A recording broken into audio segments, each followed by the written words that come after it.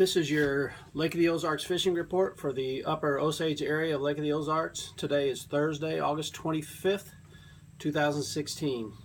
Right now in the upper Osage, the water level has stayed pretty much the same. It's 659.0, which is about 1 foot below full pool, which is kind of where Ameren wants to keep the lake at this time. Water temperature in the mornings, it's high 70s, low 80s, and in the afternoon it'll get up maybe to the mid 80s. It's probably warmed up a little bit the last couple of days because we've had some warmer weather, but the water temperature in general is in that downward slide, and that's good as far as fall fishing is concerned. The last report I did, I told you about how we're starting to get some concentrations of shad back in the creeks, and that is continuing to happen. In fact, the bite in the back of the creeks, the back of the pockets and stuff has really picked up from last time we talked. It's still not as good as it's going to get, but it's going the right direction. So let me show you some lures that we're using to catch in the back of the creeks for some of these fish.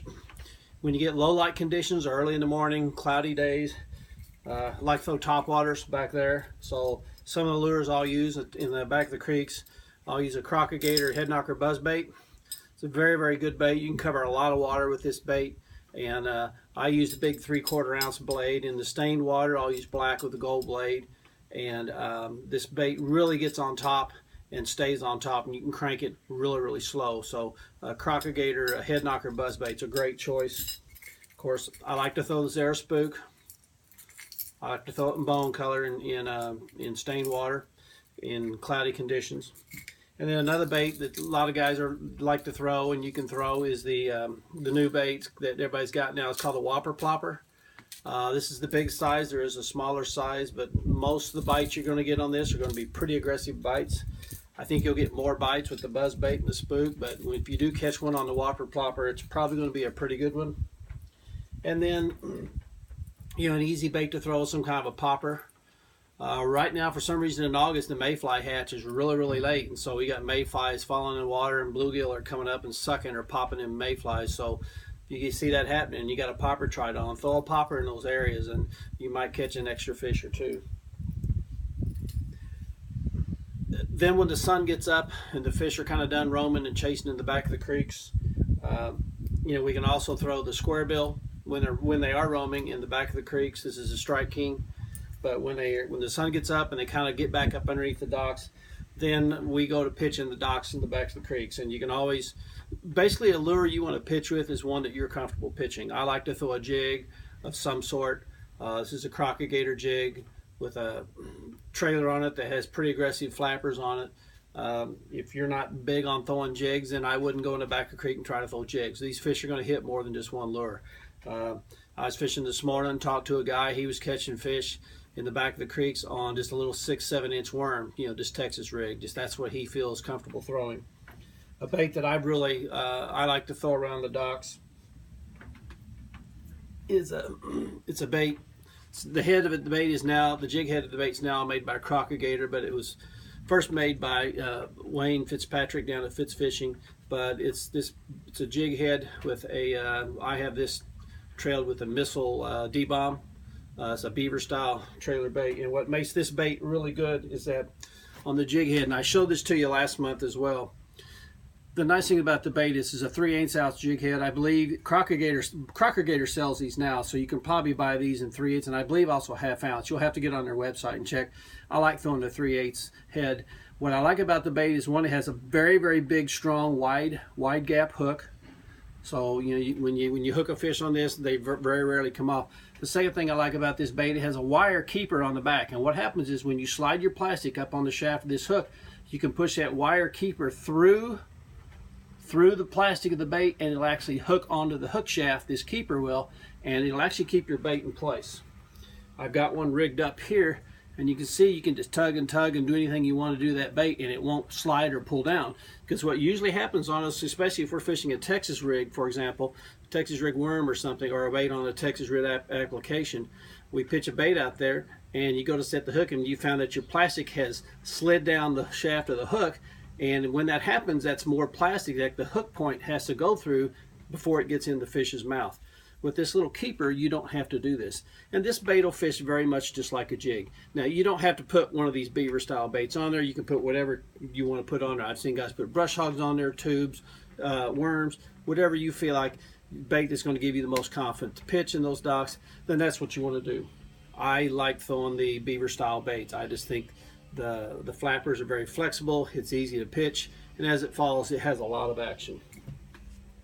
You can still pitch worms, you know, along those things.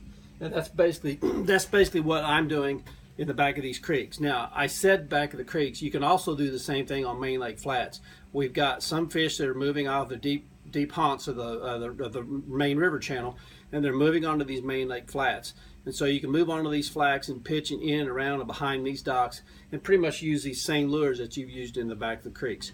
If you get a flat that has a little bit of wind on it, the fish seem to be more aggressive, a little bit more active. So that's what I look for in main lake flats. I look for flats, the row of docks on a flat that has a little bit more wind on it than, say, one that doesn't have wind on it.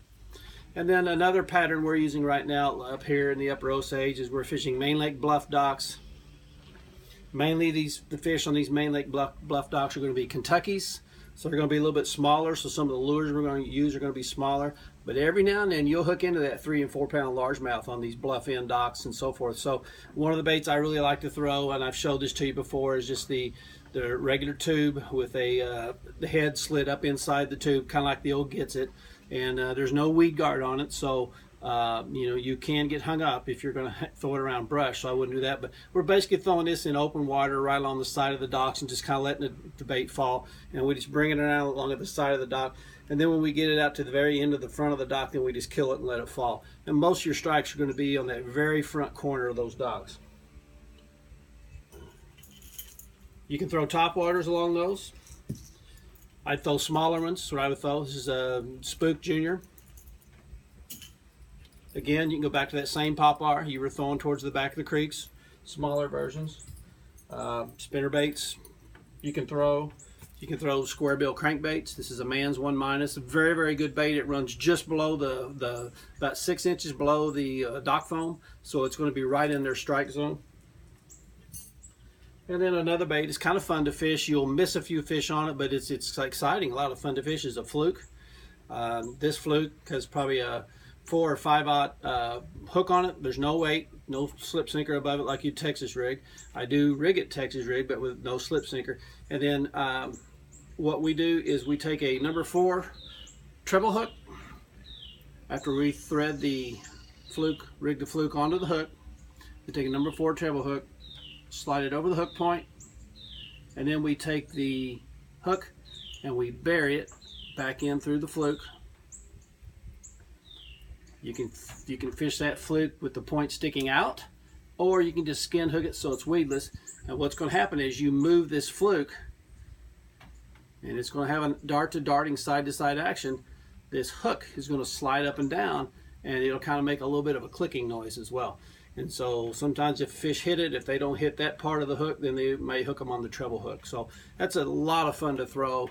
You know, especially a great bait for if you've got someone who's just learning to start fishing and they enjoy fishing a topwater bait of some type. This is a great bait to use.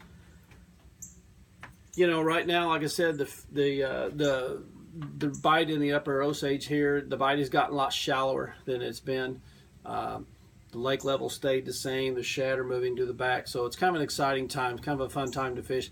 And these fish will stay shallow back here biting for a while, till we get some cold snaps or till we get into October when we start getting the turnover. So give us a call if you want a guide trip. This report is by Joe's Lake Ozark Guide Service.